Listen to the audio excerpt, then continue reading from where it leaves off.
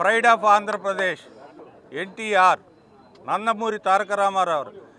ఆయన పేరు చెబితేనే తెలుగు జాతి మొత్తం యావత్తు ఉత్తేజంతో ఉప్పొంగుతారు. ఆయన గతించి ఇప్పటికీ కూడా 30 సంవత్సరాలు అయినప్పటికీ కూడా చరిత్రలో దైవం మనుష్య రూపేణ మరి ప్రజల్లో దేవుడిగా మిగిలిపోయారు. అటువంటి ఖ్యాతి సంపాదించుకున్న ఆయన ఎప్పటికీ కూడా తెలుగు జాతి గుండెల్లో బతికే ఉంటారు. మరి ఏదైతే ఆయన చేసినటువంటి సంస్కరణలు అన్ని రంగాల్లో దీంట్లోనే విద్యారంగంలో కానీ, వైద్య రంగంలో కానీ, మరి వ్యవసాయ రంగంలో కానీ, మరి అలాగే నీటిపారుదల శాఖలో కానీ ఇవాళకి కూడా 2 ఉమ్మడి తెలుగు రాష్ట్రాల్లో కూడా అగ్రగామిగా ముందుకు సాగుతున్నాయి. అంటే మరి ఇవాళ ఆయన యొక్క బాటలోనే అందరూ కూడా ప్రయాణం చేస్తూ ఉంటారు. మరి ఏ రాజకీయ నాయకుడైనా, ఏ పార్టీ వారైనా ఆయన పేరు చెప్పందే, ఆయన సంస్కరణలు చెయ్యందే ఎవరికి కూడా ఈ తెలుగు రాష్ట్రాల్లో మనుగడ లేదు. మరి వాళ్ళకి కూడా కాంగ్రెస్ పార్టీ అయినా, వైఎస్ఆర్ కాంగ్రెస్ పార్టీ అయినా, బిఎస్ఆర్ పార్టీ అయినా, బీఆర్ఎస్ పార్టీ అయినా, టీఆర్ఎస్ పార్టీ అయినా, మరి ఎవరైనా కూడా సంస్కరణలకు తొలిగా తెలదీసినటువంటి మహనీయుడు ఆయన పెట్టిన సంస్కరణలే ఒక్కొక్కటిగా ముందుకు తీసుకెళ్తూ మరి ఆయన ఆశయ సాధనలో అన్న నందమూరి తారక రామారావు ఏదైతే ఒక స్ఫూర్తిని నింపెళ్ళాడో, ఏదైతే ఆయన ఒక ఆశయంతో ఈ పార్టీని స్థాపించారో అదే ఆశయ స్ఫూర్తిలో ఇవాళ చంద్రబాబు నాయుడు గారు కానీ, ఆయన తర్వాత నారా లోకేష్ గారి కానీ సారథ్యంలో కానీ ఆయన చూపిన అడుగుజాడల్లోనే తెలుగుదేశం పార్టీ పనిచేస్తూ ఉంది.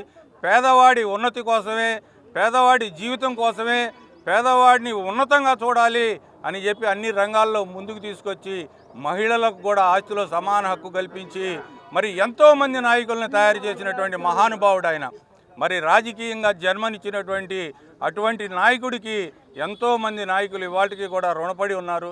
మరి వాళ్ళందరూ కూడా ఏదైతే తెలుగు జాతి ఉన్నంతకాలం, ఈ సూర్యచంద్రులు ఉన్నంతకాలం ఆయన యొక్క స్ఫూర్తి, ఆయన యొక్క కీర్తి అజిరామరంగా నిలిగిపోతుందని తెలియజేసుకుంటూ ఇవాళ మరి ఆయన పుట్టిన గడ్డ ఎన్టీఆర్ కృష్ణా జిల్లా.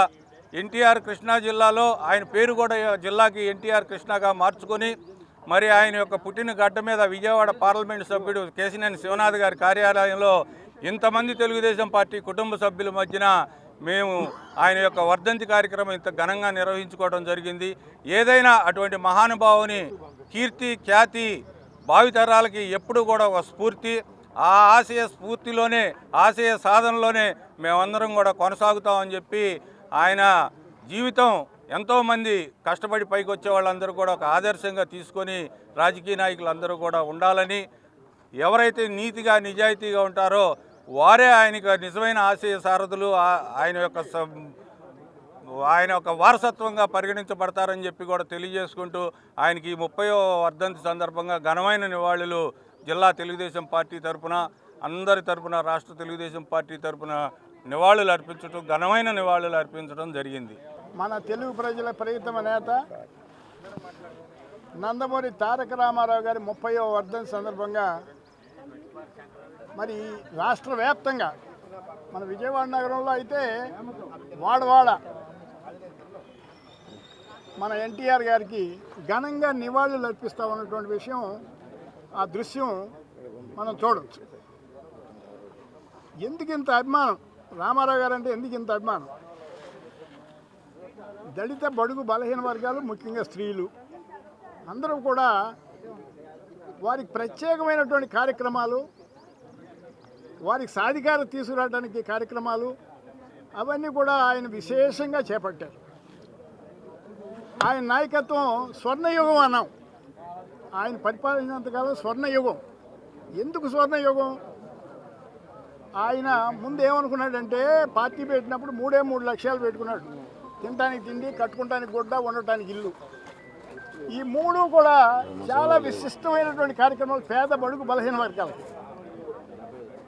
వీటిలో కిలో ₹2 బియ్యం పథకం. అట్లాగే ఇదివరకు మనకి పూర్వం పేద బడుగు బలహీన వర్గాలు అందరూ కూడా తాటాకిళ్లలో ఉండేవాళ్ళు. ఆ తాటాకిళ్ళు చిన్న వర్షం వచ్చినా కూడా కూలిపోతూ ఉండేది. వాళ్ళకు ₹1000 ఇవ్వటం, 4 వాసాలు ఇవ్వటం జరిగేది. అట్లా కాకుండా ఇది రామారావు గారు గ్రహించి వీరికి పక్కా గృహ నిర్మాణాలు చేయాలని చెప్పేసి పక్కా గృహాల నిర్మాణం జరగటం భారతదేశంలో గ్రామీణ ప్రాంతంలో, పట్టణ ప్రాంతంలో జరిగింది మొట్టమొదటిసారి అని చెప్పేసి మనం ఒక్క నిమిషం. అట్లాగే బడుగు బలహీన వర్గాల రైతులకి కోఆపరేటివ్ బ్యాంకులో రుణాలు ఇచ్చారు, అట్లాగే సగం ధరకి వస్త్రాలు ఇచ్చారు. ఇదంతా కాకుండా ఒక విప్లవాత్మకమైనటువంటి కార్యక్రమం మహిళల కోసం తీసుకున్నారు. పూర్వం మనకి ప్రాచీన భారతదేశంలో ధార్మికవేత్త ఒక ఆయన ఉన్నాడు, ఆయన పేరు మనువు. ఆయన క్రీస్తు పూర్వం 200 సంవత్సరాల్లో ఒక శాసనం లాగా రాశాడు. ఏమని రాశాడంటే, మహిళలకి స్త్రీలకి ప్రత్యేకమైన బాధ్యత లేదు, వారు దేశ నిర్మాణ కార్యక్రమాల్లో పాల్గొక్కర్లా, వారు కేవలం చిన్నప్పుడైతేనేమో తల్లిదండ్రులు, పెళ్ళైనాకేమో భర్త, ముసలితనంలోనేమో ఆ కొడుకు, వాళ్ళ మీద ఆధారపడి బతకాలి, మీకు ప్రత్యేకమైన హక్కులు లేవు అన్నాడు. కానీ రామారావు గారి కన్నా ముందు చాలామంది సంఘ సంస్కృతులు, మన పూలే గారు కానీ లేకపోతే మన అంబేద్కర్ గారు కానీ చాలామంది చాలా సంస్కృతులు తీసుకొచ్చారు. గురజాడ అప్పారావు గారు, ఇటువంటి వాళ్ళందరూ కూడా, రామ్మోహన్ రాయ్ గారు తీసుకొచ్చారు. కానీ ఒక విప్లవాత్మకమైనటువంటి కార్యక్రమం మన ఎన్టీఆర్ చేశారు. ఏంటది? మహిళలకి వారసత్వ సంపదలో ఇదివరకు ఒక్క కొడుకే ఉండేది, ఆయన కూతుళ్ళు కూడా సమానమైన హక్కు ఇచ్చాడు, మొట్టమొదటిసారిగా ఇచ్చాడని చెప్పేసి మనం చేస్తున్నాం. దీంతో పాటు మహిళలకి విద్యావకాశాలు కూడా పెరగాలని పద్మావతి మహిళా విశ్వవిద్యాలయం నెలకొల్పాడు. ఇదే కాకుండా రాజకీయాల్లో వాళ్ళకి గౌరవం రావాలి, వాళ్ళకి సాధికారత రావాలి కాబట్టి రిజర్వేషన్ తీసుకొచ్చాడు. ఆ విధంగా ఆయన అన్నీ చేశాడు. అట్లాగే రైతాంగానికి దేశవ్యాప్తంగా రుణాలు రద్దు చేయించాడు. దేశవ్యాప్తంగా మండల కమిషన్ తీసుకొచ్చి బడుగు బలహీన వర్గాలకు రిజర్వేషన్ ఇచ్చారు. ఆ విధంగా వ్యవసాయం ఈ రాష్ట్రానికి ఆయువు పొట్టు అని చెప్పాడు. అభివృద్ధి చేయాలంటే వ్యవసాయం చేయాలి. వ్యవసాయానికి ఏం కావాలి? బ్రదర్ ఇరిగేషన్ ప్రాజెక్ట్స్ అన్నీ రూపకల్పన చేయాలి. ఆ ఇరిగేషన్ అన్నీ ఆయనే రూపకల్పన చేశాడు. అవన్నీ కూడా ఇప్పుడు అమలవుతున్నాయి. పులిచింతల, పోలవరం ఇవన్నీ కూడా. సో ఆ విధంగా రామారావు గారి యొక్క ఘనతని అందరూ గుర్తుపెట్టుకుని ఆయనతో లబ్ధి పొందినటువంటి ప్రజానీకం అంతా కూడా ఈరోజు ఘనంగా నివాళులు అర్పిస్తున్నారు. ఆ సందర్భంగా నేను కూడా మరి అందరి తరఫున నివాళులు అర్పిస్తున్నాను అని చెప్పేసి మన గాంధీ గారు 2 నిమిషాలు మాట్లాడారు. మరి ఈరోజు మరి వాడవాడలా తెలుగు రాష్ట్రాల్లో అటు తెలంగాణ కానీ ఇక్కడ కానీ మరి ఎన్టీ రామారావు గారి వర్ధంతిని 30వ వర్ధంతిని జరుపుకుంటున్నారు. ప్రజానీకం అంతా కూడా మరి దీనికి కార్యకర్తలే కాదు, పార్టీ వాళ్ళే కాదు, అభిమానులు, ప్రజలు అందరూ కూడా.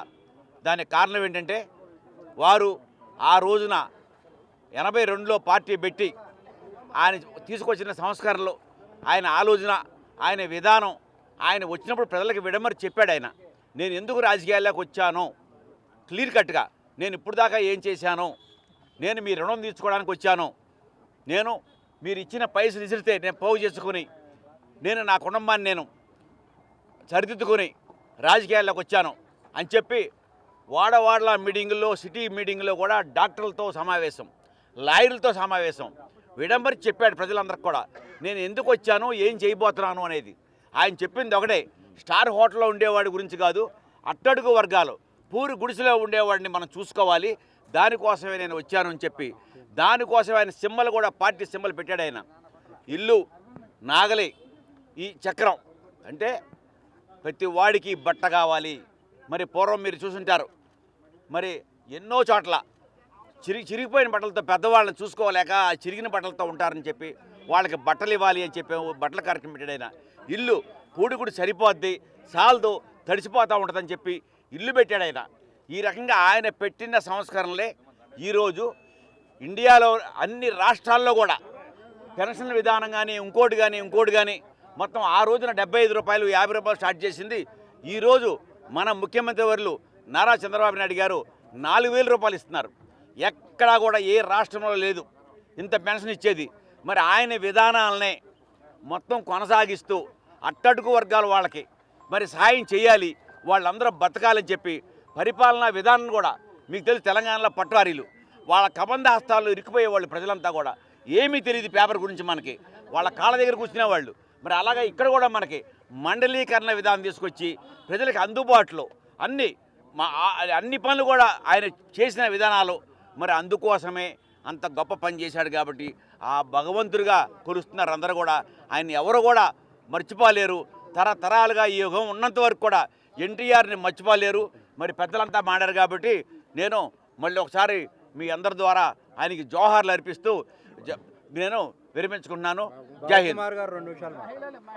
మన ప్రజానాయకుడు ఎన్టీ రామారావు 30వ వర్ధంతి సందర్భంగా వాడవాడల అట్లాగే మన కేసీఆర్ శివనాథ్ గారి ఆఫీసులో మన ఎంపీ గారి ఆఫీసులో జరుగుతున్న ఈ కార్యక్రమానికి విచ్చేసిన పెద్దలందరికీ నా నమస్కారాలు తెలియజేస్తూ, అట్లాగే ఈ కార్యకర్తలు ప్రతి విషయంలోనూ ఎన్టీ రామారావు అంటే ఆయన ఎవరో తెలియని ఆయన కూడా ఇప్పుడు 30 ఏళ్ల వయసు ఉన్న వాళ్ళు కూడా ఎన్టీ రామారావుని స్మరించుకుంటూ ఈరోజు చేస్తున్న ఈ కార్యక్రమానికి ధన్యవాదాలు తెలియజేస్తూ, అట్లాగే ఆయన భావాలు కూడా ప్రజల్లో ఉండాలని చెప్పి తెలియజేస్తూ దాన్ని అనుసరిస్తూ ఇవాళ 4,000 రూపాయల వరకు పెన్షన్ తీసుకెళ్ళటమే కాకుండా కొత్తగా మళ్ళీ ముఖ్యమంత్రి అయిన తర్వాత మన చంద్రబాబు గారు P4 విధానాన్ని కూడా అమల్లోకి తీసుకొచ్చి పేద బడుగు వర్గాలకి P4 విధానాన్ని కూడా ముందుకు తీసుకెళ్తున్నందుకు ఆయనకి ధన్యవాదాలు తెలియజేస్తూ, ఈ రోజున కేసీఆర్ శివనాథ్ చిండి గారి యొక్క నాయకత్వంలో ఎన్టీఆర్ భవన్లో వారు నిర్దేశించిన విధంగా అన్నగారి దగ్గర నుంచి శివనాథ్ చిండి గారు నాయకత్వం ఎంతో బలపడి ఈ రాష్ట్రంలో పేద ప్రజల యొక్క బడుగు బలహీన వర్గాల యొక్క ఆత్మగౌరవాన్ని పరిపుష్టిగా నిలబెట్టి 30 సంవత్సరాలైన ప్రపంచ దేశాల్లో కూడా తెలుగుదేశం పార్టీ అంటే ఎదురు చూసేటువంటి ఆ యొక్క తత్వం, ఆ గొప్ప తత్వం ఎన్టీఆర్ గారి తత్వం, ఎన్టీఆర్ గారి యొక్క నైజం, ఎన్టీఆర్ యొక్క భావాజాలం ఈ పేదవాడి ఆకలి దప్పుల నుంచి పుట్టాలా, పేదవాళ్ళని నాయకులుగా తయారు చేయాలనేటువంటి నేపథ్యంలో మా అందరినీ నాయకులుగా తయారు చేసినందుకు మరొకసారి నివాళులు అర్పిస్తూ వారికి వర్ధంతులు తెలియజేస్తూ సెలవు తీసుకుంటున్నాను. జోహార్ ఎన్టీఆర్, జోహార్ NTR. Local to global news at your finger tips. మీ చేతిలో ఒక ఆయుధం. Download R TV app. Media legend Ravi Prakash is back.